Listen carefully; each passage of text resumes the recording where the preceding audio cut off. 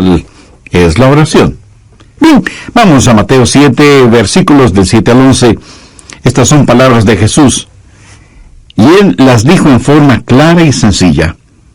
Así que no hay ninguna razón para dudarlas, sino más bien para creerlas. Pedid, y se os dará. Buscad, y hallaréis. Llamad, y se os abrirá. Porque todo aquel que pide, recibe. Y el que busca, halla. Y al que llama, se le abrirá. ¿Qué hombre hay de vosotros que si su hijo le pide pan, le dará una piedra? O si le pide un pescado, le dará una serpiente? Pues si vosotros, siendo malos, sabéis dar buenas dádivas a vuestros hijos, ¿cuánto más vuestro Padre que está en los cielos dará buenas cosas a los que le piden? Hagamos 3 divisiones fáciles de este mensaje al pensar en los principios de la oración. Primero, la razón para la oración. En mi vida he meditado mucho acerca de la razón para orar. ¿Por qué Dios quiere que oremos? Jesús enseñó en forma sencilla y clara que nuestro Padre Celestial sabe de las cosas que tenemos necesidad aún antes de que las pidamos, ¿verdad? Entonces, ¿por qué tenemos que decirle lo que necesitamos? ¿Y por qué tenemos que pedirle lo que Él ya ha determinado darnos porque nos ama? ¿Alguna vez usted ha pensado en el misterio que significa la oración? Por último, ¿por qué oramos? Veamos Mateo 6, los versos 7 y 8. Y orando, no uséis vanas repeticiones como los gentiles que piensan que por su palabrería serán oídos. No hagáis, pues, semejantes a ellos, porque vuestro Padre sabe de qué cosas tenéis necesidad antes de que vosotros le pidáis. En estos versículos aprendemos ciertas cosas. Primero, no oramos para impresionar a Dios. Usted no tiene que ser un Cervantes o un experto en el idioma español. Tampoco tiene que ser un poeta para utilizar un lenguaje florido. Usted, por mucho que se esfuerce, no puede orar para impresionar a Dios. Segundo, usted no ora para informar a Dios, porque el Padre Celestial conoce cuáles son sus necesidades. Tercero, oramos a Dios para invitarle a que trabaje en nuestro corazón y en nuestra vida. Y si alguien me pregunta, pastor, ¿por qué debemos hacer eso? Permítame darle 3 razones para hacerlo. Primero, es lo que yo llamo el factor delicia. Verá, Dios quiere que le amemos y quiere tener comunión con nosotros.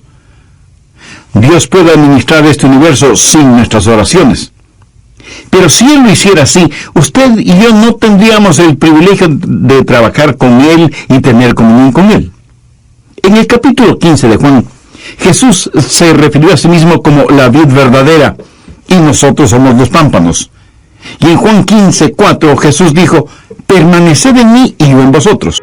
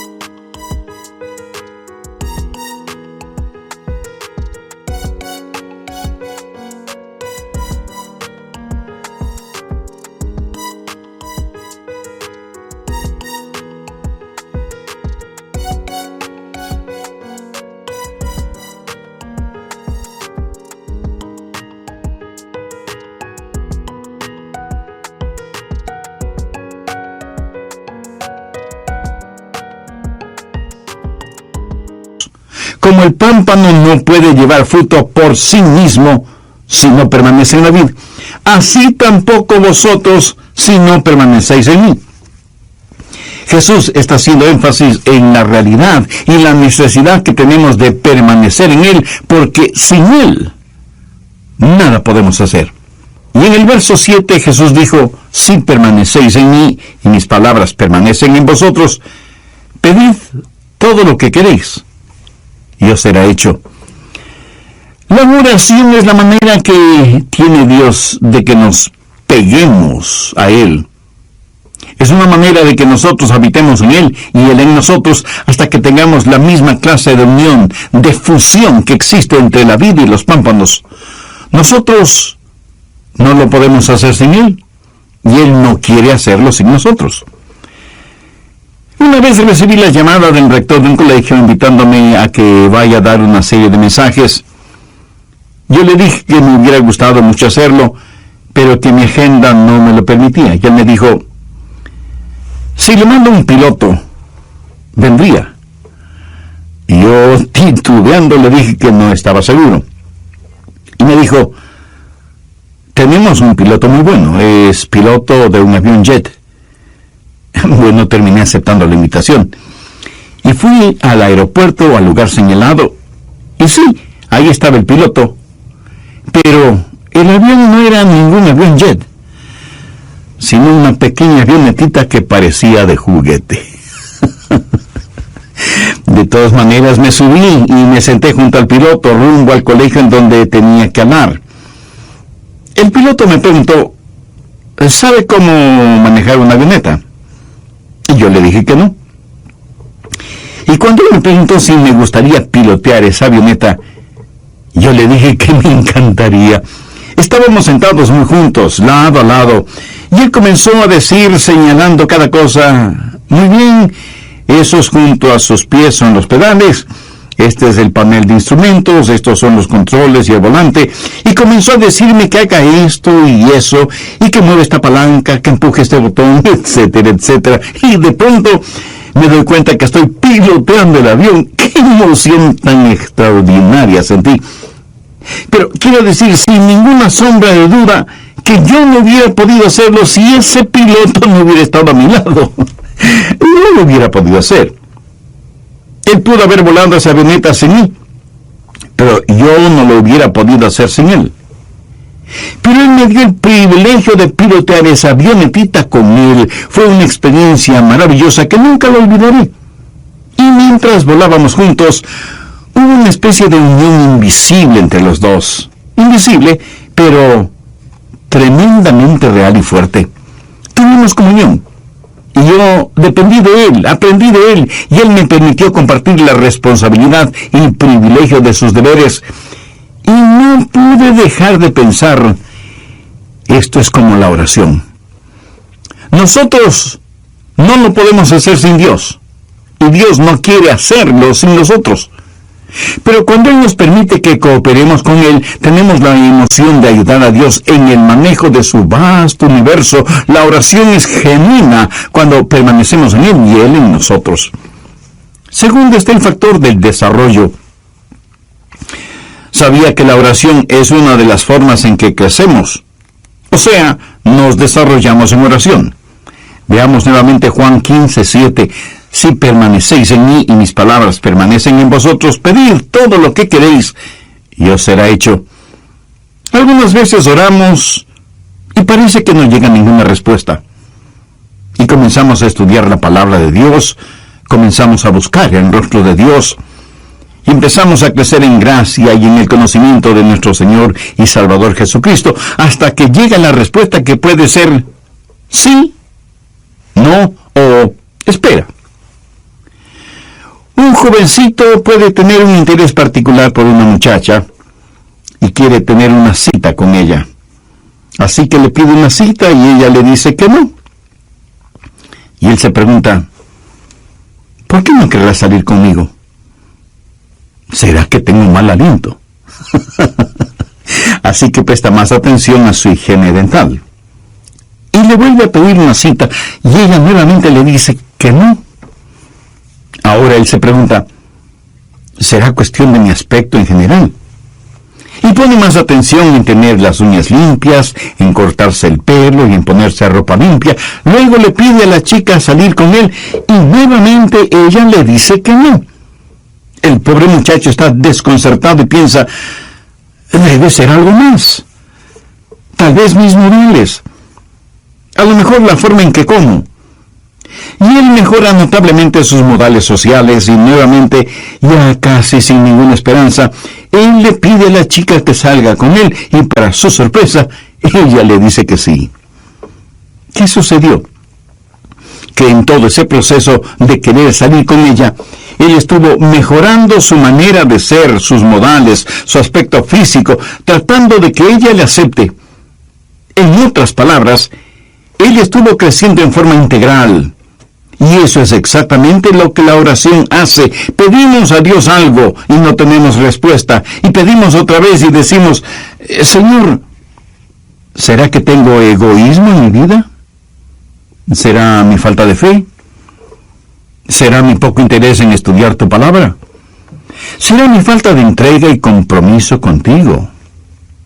Mi amigo, la oración no solo es una delicia, sino que también es una forma de desarrollo. Nos ayuda a crecer en la gracia y conocimiento de nuestro Señor y Salvador. Tercero está el factor de dependencia. Dios nunca quiere que vivamos independientemente de Él. Si Dios fuera a hacer las cosas por nosotros en nuestras oraciones, fracasaríamos en tener la clase de dependencia que debe existir entre la vid y los pámpanos. Sería trágico si Dios administrara este universo sin tomarnos en cuenta para nada, porque no conocemos la delicia de la oración. Nunca conoceríamos del crecimiento y el desarrollo que viene con la oración. Así que, sea que entendamos la filosofía de la oración o no, sabemos que Dios nos ha invitado a orar y nuestro Señor nos manda que oremos. ¿Qué es lo que pedimos en la oración? En Mateo 7:7 Jesús dice, pedid y se os dará, buscad y hallaréis, llamad y se os abrirá. Observemos esto. Primero, pedid. Simplemente pedir. Dios nos ordena que pidamos. ¿Sabe usted que el gran problema en la oración no es la oración no contestada, sino la oración no ofrecida? Miremos lo que dice Santiago 4:3. Pedís y no recibís. Jesús dice que debemos pedir. La oración no ofrecida no solo es una tragedia, sino también un pecado. En Lucas 18:1, Jesús se refirió a la necesidad de orar siempre. Y también enseñó que debemos velar y orar. Anota el margen en Filipenses 4:6. Por nada estéis afanosos, si no sean conocidas vuestras peticiones delante de Dios en toda oración y ruego con acción de gracias. La oración debe ser algo tan natural, tan normal como el respirar. Pablo dijo que debemos orar por todo, porque si le interesa a usted, también le interesa a Dios. Ahora, si usted no puede orar por algo, o sabe que sería erróneo orar por algo, entonces también es erróneo el hacerlo. No divida su vida entre lo secular y lo sagrado. No diga, bueno, oraré si voy a predicar un sermón, pero no tengo que orar cuando voy de pesca. ¿Cree usted que hay algo de malo en orar a Dios cuando va de pesca? ¿O cuando va a jugar su deporte favorito? ¿O cuando invierte tiempo en sus pasatiempos? Años atrás, junto con unos amigos, estuve en Cabo Cañaveral, en la Florida. Estuvimos pescando. No había ido de pesca por mucho tiempo. Tenía mi caña de pescar, mis anzuelos, la carnada, absolutamente todo. Y en el lugar en donde fuimos a pescar, yo estaba un poco lejos de mis amigos, con el agua hasta mis rodillas. Y a la distancia podía escuchar las voces de mis amigos atrapando peces. Y yo no pescaba nada.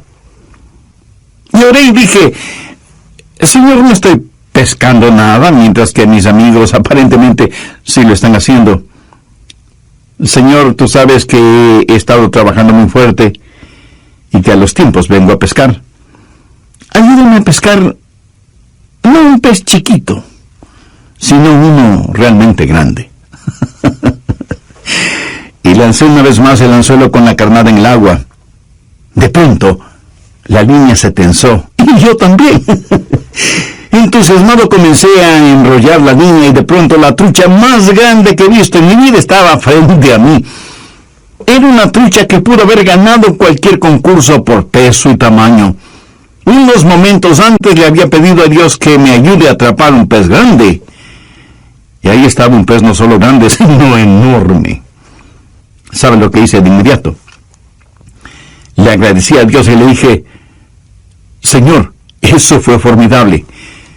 Déjame atrapar otro más. Y Dios me bendijo 3 o 4 veces más. Ahora, usted puede pensar que eso fue un poco frívolo. Permítame decir algo. Ninguno de nosotros tiene nada que hacer si es que no podemos orar por lo que hacemos, no importa lo que sea. Si usted no puede orar por algo, entonces no tiene por qué hacerlo.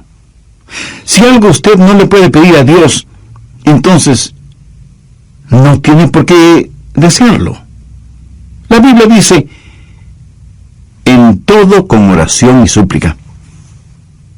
¿Puede usted pensar en algo que sea demasiado grande para Dios o demasiado pequeño para que no lo note o para que lo note? Piénselo. Pablo en Filipenses 4:6 dice: por nada estéis afanosos, si no sean conocidas vuestras peticiones delante de Dios, en toda oración y ruego, con acción de gracias. Así que debemos pedir. Y alguien me preguntará: pastor, ¿y qué si quiero algo incorrecto? Bueno, usted no pide lo incorrecto, pero sí le puede decir a Dios: Señor, estoy anhelando algo que es incorrecto, ayúdame a eliminar ese deseo de mi corazón. No importa lo que sea, preséntelo a Dios en oración. Nuestra responsabilidad es el pedir. La responsabilidad de Dios es el dar, siempre y cuando nuestro pedir sea de acuerdo a su voluntad. Pero no solo debemos pedir, sino que también debemos buscar. ¿Qué quiero decir con discernimiento? No solo que debe haber deseo, sino también discernimiento. Cuando usted está buscando, pudiera haber algo que usted no ve o algo que usted no conoce. Y si usted está buscando algo, quiere decir que es algo que está perdido o no se sabe. Y usted está tratando de encontrarlo, de saberlo. Podríamos decir, está tratando de descubrir algo. Amigo, amiga, ¿ha descubierto ya la realidad de Dios en su vida? Para que pueda orar a Dios, primero tiene que conocer a Dios, y para conocer a Dios usted debe haber recibido en su corazón al Señor Jesucristo como su Salvador y Señor personal. Si aún no lo ha hecho, lo puede hacer este mismo momento.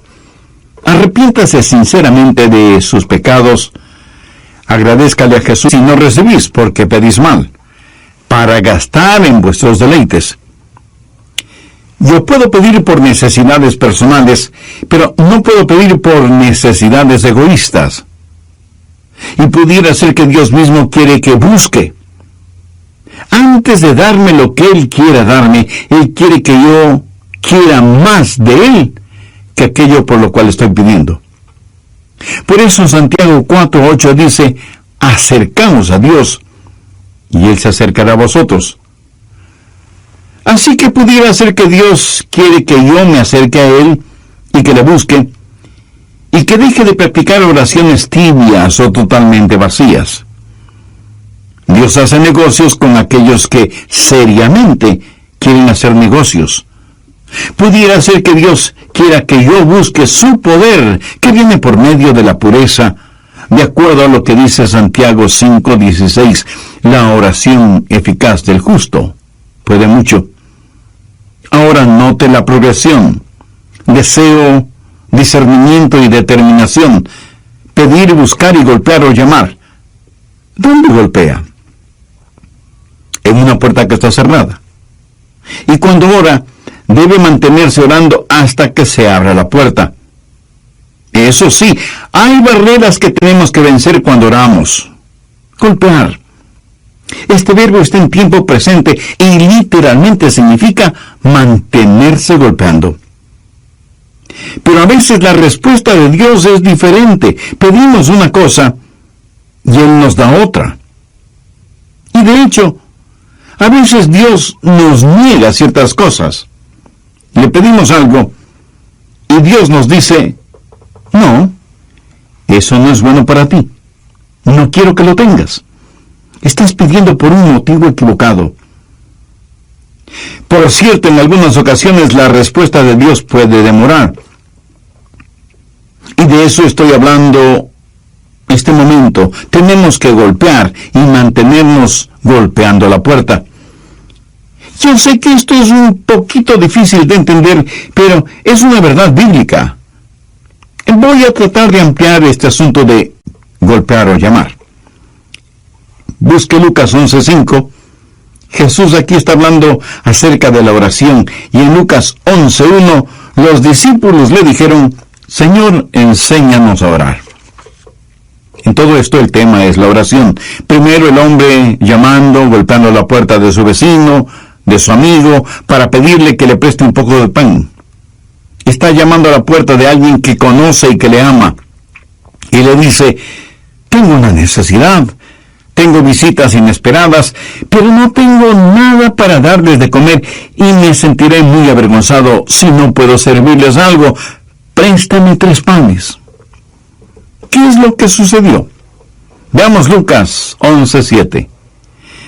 Y aquel respondiendo desde adentro le dice: no me molestes, la puerta ahí está cerrada. Podría ser que todo esto de la puerta cerrada no signifique gran cosa para usted. Pero en esos días las cerraduras eran muy complicadas. No era nada fácil el abrir una puerta. Y mis niños están conmigo en la cama. No había un dormitorio para cada uno. Todos dormían en un mismo cuarto, y el levantarse significaba que todos lo hicieran. Y en la misma casa guardaban a los animales, los que también podían despertarse. Y los perros, los propios y los del vecino, comenzarían a ladrar. Por eso el hombre le contestó: no puedo hacerte este favor, lo siento mucho. Ahora note lo que dice el verso 8. Os digo que aunque no se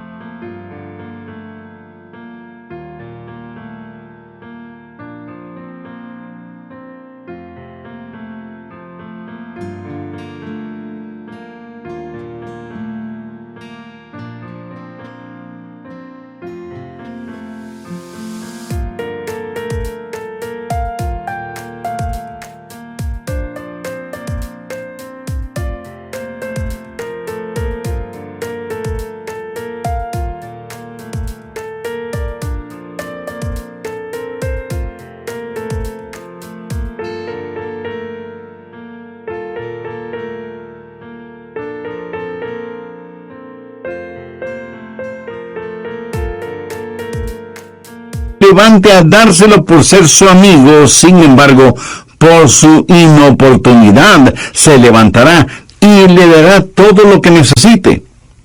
Y yo os digo: pedid y se os dará, buscad y hallaréis, llamad y se os abrirá. Usted pide, ese es su deseo. Usted busca, eso es discernimiento. Usted llama, eso es determinación. Ahora, sea que usted esté de acuerdo o no, sea que lo entienda o no, amigo, usted tiene que llamar a las puertas del cielo, y a veces tiene que persistir en llamar para que sus oraciones sean contestadas. Vamos ahora a Lucas 18, empezando en el primer versículo. También les refirió Jesús una parábola sobre la necesidad de orar siempre y no desmayar. Ese no desmayar significa no dejar de orar. A veces oramos, llamamos a la puerta una vez, y una voz desde adentro nos dice que nos alejemos, y nos vamos.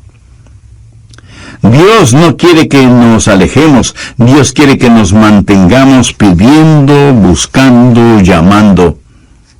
Sigamos leyendo en Lucas 18. Había en una ciudad un juez que ni temía a Dios ni respetaba a hombre. Había también en aquella ciudad una viuda, la cual venía a él diciendo: hazme justicia de mi adversario. Y él no quiso por algún tiempo, pero después de esto dijo dentro de sí: aunque ni temo a Dios ni tengo respeto a hombre, sin embargo, porque esta viuda me es molesta, le haré justicia, no sea que viniendo de continuo me agote la paciencia. Y el Señor dijo: oíd lo que dijo el juez injusto. ¿Y acaso Dios no hará justicia a sus escogidos, que claman a Él de día y de noche? Se tardará en responderles. Usted me pregunta: pastor, ¿por qué Dios se queda en la cama y no se levanta a abrir la puerta de inmediato? ¿Por qué no me hace justicia frente a mi adversario ahora mismo? Porque Dios hace negocios con los que quieren hacer negocio. Y Jesús dijo que debemos mantenernos llamando, cualquiera que sea la razón. Necesitamos entender que la Biblia dice: por lo tanto, el Señor esperará para ser misericordioso contigo. En Mateo 15 tenemos la historia de una mujer cananea que tenía una hija atormentada por un demonio y le pidió a Jesús que la sanara. Jesús le contestó que él había sido enviado a las ovejas perdidas de la casa de Israel. Y cuando ella, postrándose, le suplicó ayuda, Jesús le dijo: no está bien tomar el pan de los hijos y echarlo a los perrillos. Oiga, ¿cómo se hubiera sentido usted? Suponga que usted tuviera una hija poseída por el diablo. Usted se acerca a este hombre que supuestamente es el Salvador y el Señor del universo, este que dicen está lleno de compasión, y él le dice: perro, aléjate de mí. Yo solo he venido a salvar a las ovejas perdidas de la casa de Israel. No tengo nada que ver contigo. Eres un paria. ¿Qué hubiera hecho usted?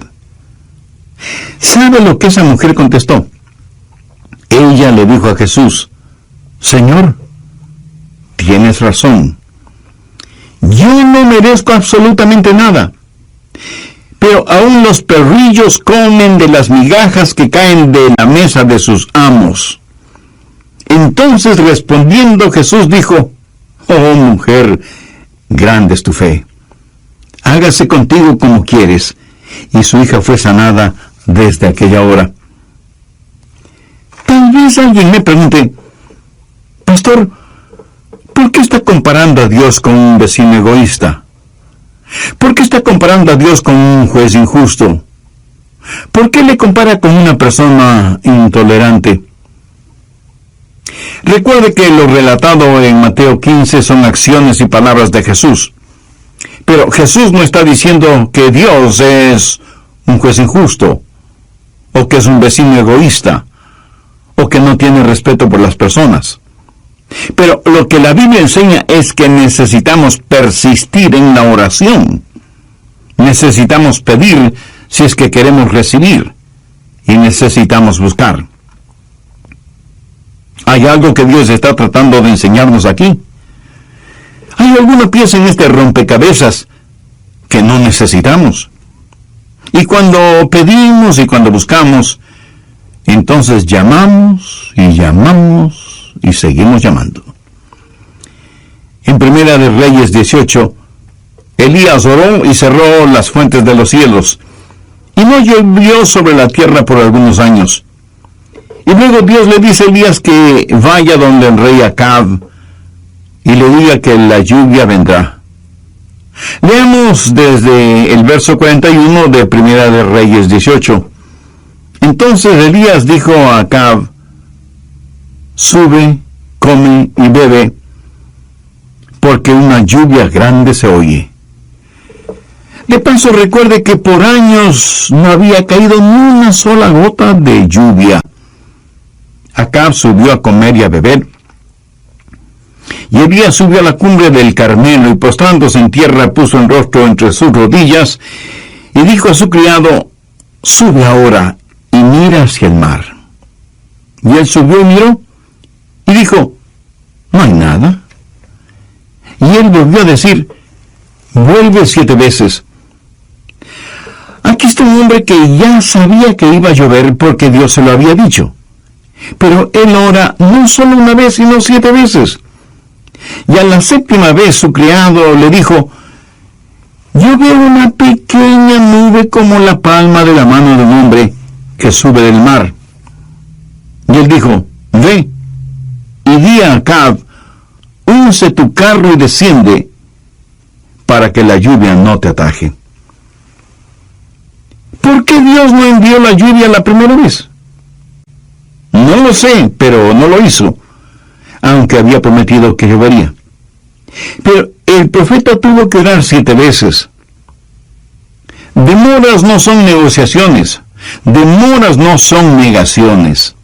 Y nosotros no podemos simplemente cosechar las bendiciones de Dios cuando están maduras. Dios tiene su propio tiempo, y ni usted ni yo sabemos cuándo es ese tiempo. ¿Sabía que el mismo Señor Jesucristo llamó a las puertas del cielo? ¿Piensa usted que las oraciones de Jesús, el Hijo de Dios en la carne, fueron contestadas automáticamente? Yo me sorprendí al considerar esta porción bíblica, pero en Mateo 26:44 leemos: y dejándolos, se fue de nuevo, lloró por tercera vez diciendo las mismas palabras. Ahora piense conmigo en esto. Jesús oró por tercera vez diciendo las mismas palabras. Aquí hay un misterio y una verdad, sea que lo entendamos o no, y es: nosotros debemos mantenernos llamando. Pedir, buscar y llamar. Y si alguien me pregunta: pastor, ¿hay un momento cuando dejamos de llamar? Por supuesto que sí. Cuando la puerta se abre. O sea, cuando recibimos lo que hemos pedido. O cuando tiene la seguridad en su corazón, aunque todavía no tenga en su mano lo que pidió. O cuando Dios le dice sencillamente no. El poderoso apóstol Pablo quería algo, y dice que por 3 veces le pidió a Dios, y Dios prácticamente le dijo: no te voy a dar lo que estás pidiendo. En palabras de Pablo, él tenía un aguijón en la carne. Y en 2 de Corintios 12:8 dice: respecto a lo cual 3 veces he rogado al Señor que lo quite de mí. Pero Dios le dijo: Pablo, escucha, no te voy a dar lo que me pides, pero en cambio, te voy a dar de mi gracia. Y Pablo dejó de llamar. Él no oró una 4ª vez al respecto. ¿Cuándo usted deja de orar? Cuando la puerta se abre y usted tiene lo que ha pedido, o cuando lo tiene en su corazón y Dios le da esa seguridad. Hay una necesidad por la cual usted pide, hay un discernimiento que usted busca y hay una determinación a la que usted llama. Creo que muchos de nosotros no somos persistentes en la oración. Permítame decir algo más sobre este llamar. En un sentido, usted puede decir que Dios contesta todas las oraciones. Algunas veces su respuesta es sí. ¿Alguna vez usted le ha pedido algo a Dios y Él le ha concedido eso casi de inmediato? Estoy seguro que muchos de ustedes habrán sido bendecidos de esa manera. Mi amigo, hay cosas y circunstancias que de ninguna manera pueden ser simple casualidad, y que la única explicación racional es que son las respuestas directas de Dios a nuestras oraciones. Pero a veces la respuesta de Dios es no. Es cuando Dios dice: estás pidiendo algo erróneo, no te lo voy a conceder. Recuerde que Dios lo sabe todo, y aunque usted piense que lo que está pidiendo es bueno, Dios sabe que no lo es, y por eso no se lo da. En tal caso, no se enoje con Dios, más bien agradezca a Dios. Y algunas veces la respuesta de Dios es espera. Es cuando Dios dice: voy a darte lo que pides, pero tienes que aprender a depender en mí. Estoy ayudándote en tu desarrollo. Y muchas veces cuando Dios no nos da aquello que le pedimos, por lo general nos da algo que es infinitamente mejor de lo que nosotros pedimos. Ahora, ¿cuáles son las recompensas de la oración? Regresemos al capítulo 7 de Mateo. ¿Cómo sabemos que Dios va a contestar la oración? Veamos Mateo 7, verso 8. Porque todo aquel que pide, recibe, y el que busca, halla, y al que llama, se le abrirá. Si usted pide con fe, si usted busca con discernimiento, y si usted es persistente, sus oraciones serán contestadas. Y Jesús ilustra esta verdad. ¡Qué gran maestro fue Jesús! En Mateo 7, en los versos del 9 al 11, Él dice: ¿Qué hombre hay de vosotros que si su hijo le pide pan, le dará una piedra? ¿O si le pide un pescado, le dará una serpiente? Pues si vosotros, siendo malos, sabéis dar buenas dádivas a vuestros hijos, ¿cuánto más vuestro Padre que está en los cielos dará buenas cosas a los que le pidan? Ahora, ¿por qué debemos tener la seguridad de que Dios va a contestar nuestras oraciones? Porque Dios es bueno. Vean la lógica de Jesús.